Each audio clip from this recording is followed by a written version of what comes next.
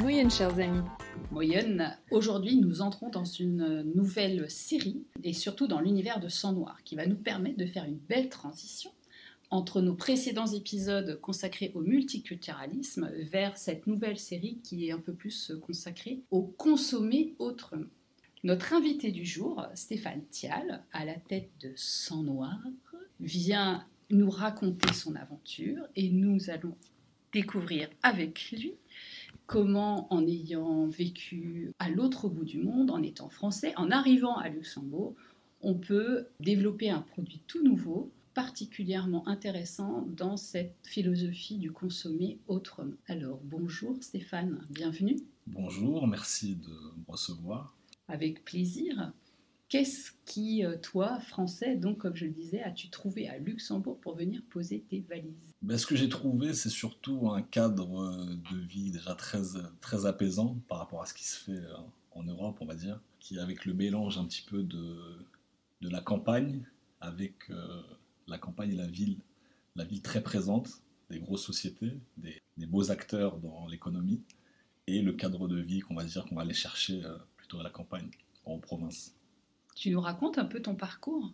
Alors, mon parcours, j'ai une formation en droit à la base. Je suis de région parisienne. Parcours scolaire plutôt normal. Élève... Brillant. Brillant non. Mince. Brillant non, mais doué, on va dire. Qu'il n'y a pas de difficulté particulière. Diplômé en droit, beaucoup de sport à côté. Après être diplômé pour faire plaisir à mon papa, j'ai eu la volonté un petit peu d'aller voir autre chose ailleurs, et donc c'est là tout mon départ en Asie, passage par Bangkok, Hong Kong, pour terminer en Corée du Sud, où j'ai étudié la langue, j'étais à la faculté, j'ai un diplôme en langue, et ensuite commencé à travailler un petit peu, faire mes armes, on va dire, d'entrepreneur, pendant, on va dire, 5 ans. Et après, retour en Europe et arrivé au Luxembourg, fraîchement. Fraîchement, mais en tout cas avec déjà un sacré bagage et aussi un bagage linguistique. C'est intéressant. Pourquoi la Corée ? Une envie particulière d'y aller ou... La Corée du Sud, tout simplement parce que y a eu un concours de circonstances, c'est-à-dire entre moi qui venais, comme je vous ai dit, beaucoup de sport, la boxe thaïlandaise m'a beaucoup amené à Bangkok, mais c'est surtout mon épouse que j'ai rencontrée à Paris, qui est sud-coréenne, qui parle très bien français, parce que souvent on croit que j'ai appris pour communiquer avec elle, pas du tout. Elle a étudié en France. Et donc je me suis retrouvé à Bangkok, concours de circonstances, j'ai commencé à travailler un petit peu avec des Sud-Coréens que j'ai rencontrés là-bas par hasard. Et d'ailleurs j'ai commencé à travailler avec eux parce qu'ils ont appris que j'avais une partenaire sud-coréenne. Et amour mène à tout. Exactement. Et après, donc cette volonté d'un moment de pousser un petit peu le truc et de me dire qu'apprendre la langue ça pourrait m'aider, et ça a été le cas. Ça c'est vraiment intéressant en écho à ce qu'on a dit dans les épisodes précédents. C'est vraiment chouette. Tes produits donc connaissent un succès, un certain succès, on peut le dire, un succès commercial, et tu sembles toucher des consommateurs d'une manière assez novatrice. Est-ce que tu peux nous en dire un petit peu plus ? Qu'est-ce qui fait ta différence et raconte-nous un petit peu ton histoire. Je vais dire que ma différence, en gros, je vais pas commencer à dire qu'on a réinventé la roue. On est surtout revenu sur des choses assez basiques. Et on va dire que l'axe vraiment de la marque, ça a été de se pencher sur un côté vraiment mélange des cultures. Mélange des cultures. Donc nous, à la différence des produits européens qui ont tendance à multiplier les produits cosmétiques avec la volonté de toucher un point particulier ou un problème particulier, moi plutôt, je me suis rendu compte en étant en Asie que les jeunes femmes là-bas avaient un rituel beauté quotidien, et que c'était ce rituel beauté qui s'adaptait en fait à la condition de la peau, et parce que la peau évolue au quotidien, que ce soit le matin, l'après-midi, une journée plus polluée que l'autre, la peau vraiment évolue, et c'est le traitement de la peau va être en fonction de cet état, donc à l'écoute de soi on va dire. Et donc c'est ce que font les Sud-Coréens et donc les Asiatiques de manière générale. Donc c'est ce que j'ai voulu apporter. Donc on a une gamme qui ne vise pas un problème particulier, mais qui va consister en une superposition des couches, donc à venir traiter la peau en fonction de son état au quotidien avec notre gamme donc qui s'adapte et qui vise pas un produit, enfin un problème particulier. Ah, c'est intéressant comme point de vue. Et pourquoi? Parce qu'on n'a peut-être pas dit exactement ce que c'était Sang Noir. Pourquoi le lien avec le vêtement? Tu nous fais le... Le lien avec le vêtement, en fait, c'est vraiment l'idée que j'ai recherchée dès le départ, c'est d'adapter un total look. C'est-à-dire d'adapter l'idée que Sang Noir, c'est pas seulement du cosmétique ou c'est pas seulement du textile, c'est une idée générale, une recherche d'un style particulier et la recherche d'une qualité particulière. Parce que ça soit pour le textile ou que ça soit pour les cosmétiques, ou que pour les parfums, on a une recherche à chaque fois de la qualité du produit, la recherche de la production, et c'est pour ça qu'on produit un peu partout dans le monde. Je vais prendre un exemple, hein, les parfums sont fabriqués en France, mais pas que, c'est-à-dire que les produits cosmétiques sont fabriqués en Corée du Sud, mais les parfums aussi qui sont dans les produits cosmétiques sont faits en France. Par souci de confidentialité, je ne dirais pas où, mais vraiment les produits qui sont choisis, il y a vraiment cette volonté de tracer le produit et de rechercher ce qui se fait de mieux à chaque fois. Et c'est comme le textile, le tissu vient de Milan, la production, la manufacture est faite au Portugal, donc dans les usines. Donc pareil, je ne pourrais pas trop dire le concurrent. Oh. Bon, c'est Balenciaga, mais je... Ah, ça y est, ça fait Voilà. bien qu'en faisant des grands sourires, on y arriverait à obtenir les... C'est exactement ça. Et la personnalisation se fait dans nos ateliers ici, à Windhof, au Luxembourg, avec à chaque fois les dessins qui viennent de designers différents. C'est vraiment un parcours atypique des produits, ce mélange des cultures et des genres pour finalement créer un ensemble, c'est vraiment intéressant. Tu prônes l'écologie un peu avec une certaine éthique, on en a parlé préalablement. Tu vises, semble-t-il, une clientèle relativement haut de gamme. Est-ce que l'un est le prix à payer pour l'autre? On va dire que dans la conception moi, des produits et de la marque, j'ai procédé un petit peu à l'inverse. C'est-à-dire que je n'ai pas fonctionné comme une marque, on va dire, lambda. J'ai plutôt fonctionné comme une volonté plutôt d'une marque passion. C'est-à-dire que je ne suis pas parti d'un cahier des charges et d'un prix de vente pour ensuite définir le produit. C'est que j'ai fait le produit comme moi je l'aimais. Et c'est après c'est de fil en aiguille, on est arrivé à des produits très onéreux. Voilà. En gros, tu es en train de me dire, j'ai des goûts de luxe. Non, c'est pas que j'ai des goûts de luxe. C'est-à-dire que je me mets dans une position où est-ce que ce produit, je le mettrais? Est-ce que ce produit, je l'utiliserais? Est-ce que ce produit me plairait? C'est vraiment ce côté-là de se dire, de rechercher. C'est naturellement quand vous allez au supermarché, quand vous achetez une banane, vous n'allez pas acheter la banane pourrie.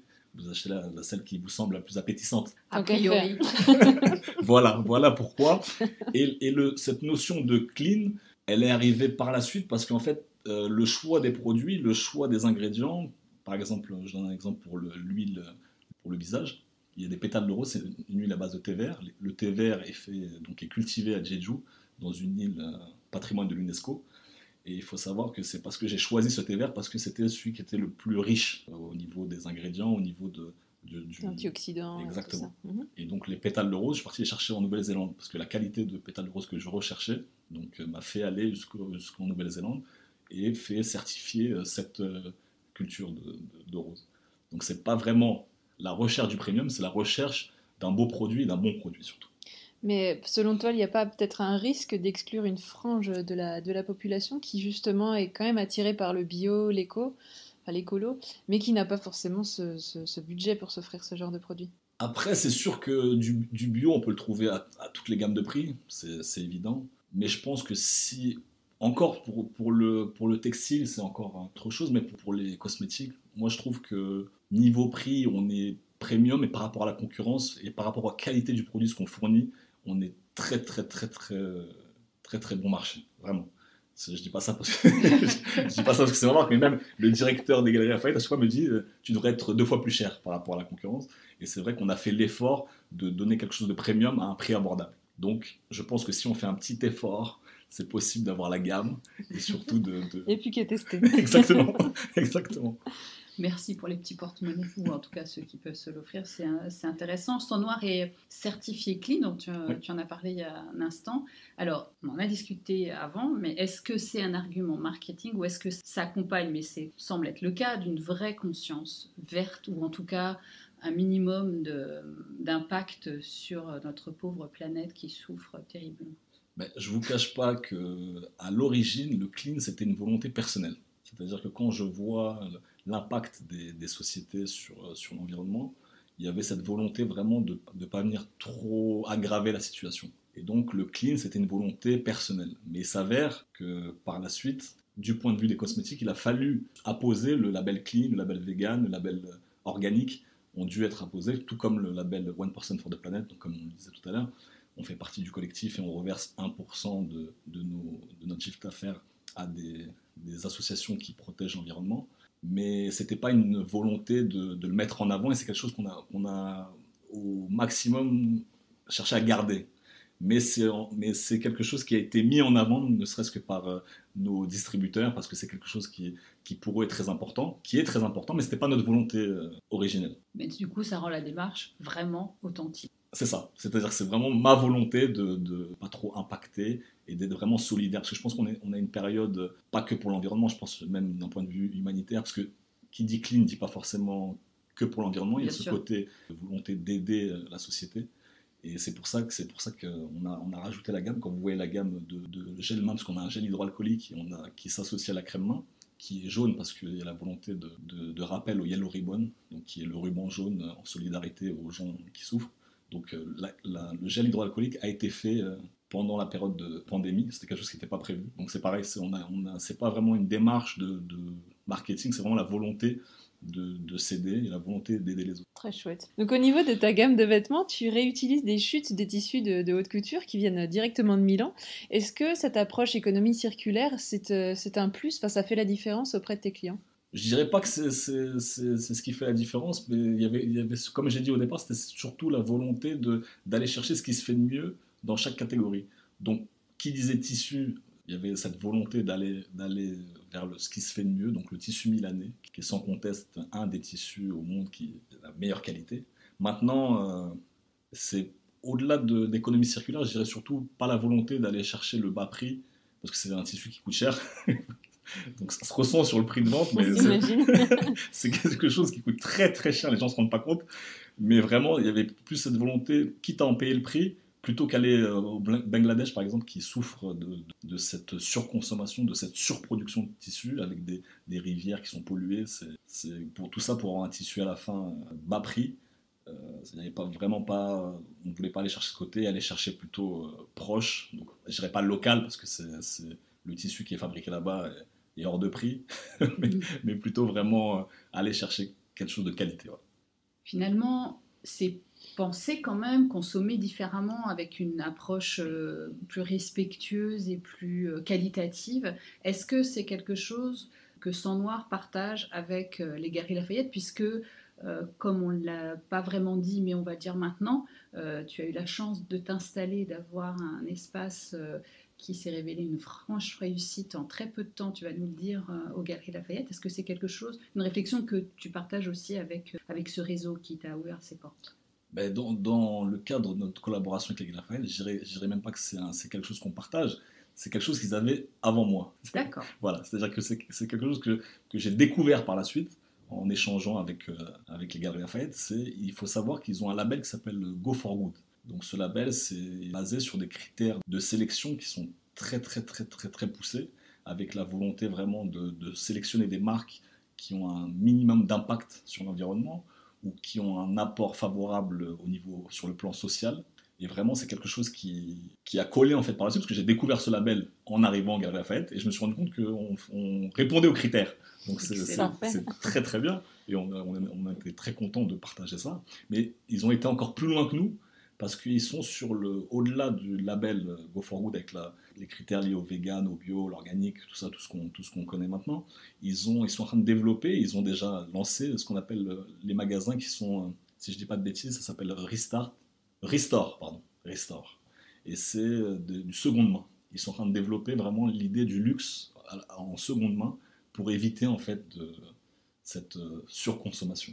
Et le gâchis. Et le gâchis, exactement, qui est lié à... Du coup, on revient sur la question que je te posais, mais comme elle était incluse dans la précédente, concernant ta rencontre avec eux et la réussite phénoménale, là, en quelques mois, en quelques semaines. Alors, pour revenir sur la rencontre avec les Galeries Lafayette, nous, on a lancé... Bon, on a fait, comme j'avais dit précédemment, on a fait 3 ans de recherche et développement au Luxembourg, à Windhof. Donc, on a travaillé sur le développement de la marque, le concept, les formules, les certifications, parce que pour revenir sur l'idée du prix, c'est que le prix, il n'y a pas que la qualité des produits, il y a les certifications qui coûtent très très cher, et les gens ne se rendent pas compte à quel point c'est onéreux. Malheureusement, c'est un business de laboratoire, mais c'est quelque chose qu'on est obligé, on est obligé de passer par là. Et donc, on a lancé la marque en septembre 2021, et pour l'instant sur un e-commerce, une vente en ligne, parce qu'avec l'épidémie, nous, on avait la volonté de lancer un magasin en Luxembourgville pour représenter la marque, parce qu'on reste une marque luxembourgeoise, et on voulait cette volonté de s'implanter et montrer qu'on était dans la capitale. Maintenant, on n'a pas pu le faire à cause du Covid. Donc, première étape, c'était un magasin en ligne, mais après, a suivi la rencontre avec Laurent Dufraisse, qui est le directeur des Galeries Lafayette à Luxembourg, qui est une très belle rencontre, qui a permis, en fait, c'est le premier, en fait, qui nous a mis en lumière, et qui a eu la volonté vraiment de présenter la marque au public. Donc on est rentré aux Galeries Lafayette le 1er décembre 2021, en phase de test, avec un mois, comme toutes les marques, pop-up, avec cette idée de ça marche, on continue, ça marche pas, on continue pas, pour être simple. Et c'est vrai qu'on a fait de très très très belles performances, et on a fait certaines journées en top 5, en sachant qu'à la beauté, il y a 140 marques au rez-de-chaussée. Waouh, ça fait rêver. Ça fait rêver. Je le dis pas de manière... Oui, des marques connues. Des marques très connues. Bon, je le dis avec humilité, hein, parce que, comme disent pas, c'est vraiment des scores qui sont ressortis. Hein. On s'y attendait vraiment pas.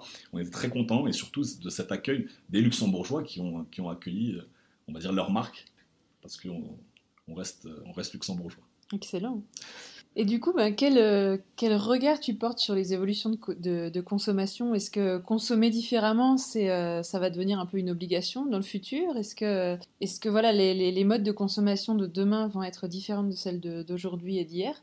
Comment tu vois un petit peu les choses? Moi, sur la consommation, je pense que vraiment on est à un stade où, si on veut vraiment laisser une planète en bonne santé aux générations futures, je pense qu'il faut commencer à sensibiliser la population. Bon, bien sûr, il y a beaucoup de gens qui sont très attachés et qui commencent à travailler dessus, mais c'est vrai qu'il faut vraiment un effort commun sur la consommation, parce qu'on est sur une époque où la démographie est en pleine explosion. Donc on est 7 milliards. Moi, je sais qu'à mon époque, mais je ne suis pas très très vieux, je sais que quand j'étais jeune, on était 3 milliards. Maintenant, on est 7. On a plus que doublé. On commence à avoir beaucoup de voisins. De plus en plus proches les uns des autres. Exactement. Donc j'ai envie de te dire, le phénomène de masse fait que je pense qu'il faut un petit peu faire attention. Donc après, la consommation de demain, je pense que moi, je la vois sur 3 points. Je dirais bien acheter, faire attention aux achats, d'où ils viennent, le côté organique, mais pas que, parce que, comme on en parlait tout à l'heure, il y a ce côté un peu label qui n'est pas forcément révélateur ou transparent avec certains produits. Il y a mieux consommer, c'est-à-dire moins gaspiller, et peut-être ne pas, comme sur les Galeries Lafayette qui sont sur la seconde main, je pense que c'est quelque chose qu'il faut pousser. Et après, mieux jeter. Donc vraiment cette question du recyclage qui est fondamentale. Bien. Est-ce que tu as envie de délivrer un autre message? Et puis, dans un second temps, comme tu le sais, on a, nous, à cœur de proposer à nos auditeurs, à chaque fois qu'on a un invité, quelque chose à faire, quelque chose pour s'engager dans cette différence ou façon de faire autrement, puisque nous picotons et nous donnons envie de changer. Alors, voilà, si tu as envie d'ajouter quelque chose et si tu as quelque chose à nous proposer, nous sommes très, très friands de ça. Alors, ajouter quelque chose, à part vous remercier de prendre le temps de mettre un peu de lumière sur notre marque, notre petite marque à l'heure actuelle. J'ai vraiment pas grand chose à rajouter. Petit mais costaud, non, on peut le dire. Exactement. Petit mais costaud, futur grand, j'espère. Et quelque chose à proposer. Proposer, moi, le propose déjà par ma gamme avec le rituel de beauté sans noir, qui est un rituel repris de l'Asie. Mais je vais pas le reprendre parce que tout auditeur qui sera curieux de savoir pour aller sur le site, voir un petit peu comment ça fonctionne. Mais je peux donner le petit conseil, on va dire le petit truc de ce rituel, c'est-à-dire de ce rituel tiré de l'Asie, c'est l'utilisation de l'huile. Parce qu'il s'avère que l'huile, je me suis rendu compte que quand on a lancé nos produits au Luxembourg, il y a ce côté des gens qui méconnaissent l'utilisation de l'huile. Donc en fait, notre huile à base de thé vert, mais bon, ça peut être, nous on a une huile au thé vert et rose, mais ça peut être n'importe une autre huile, mais une huile sèche. C'est-à-dire que l'huile sèche peut être utilisée de deux manières au quotidien, dans son rituel beauté. C'est-à-dire rituel beauté, rituel pour soi, son moment à soi. Donc soit l'utiliser en le rajoutant à la crème visage, pour avoir un petit boost d'hydratation qui permet vraiment d'avoir commencé la journée avec une peau bien hydratée, ou vraiment le secret, c'est de l'utiliser le soir avant de se coucher. L'huile va venir compléter le rituel beauté du soir.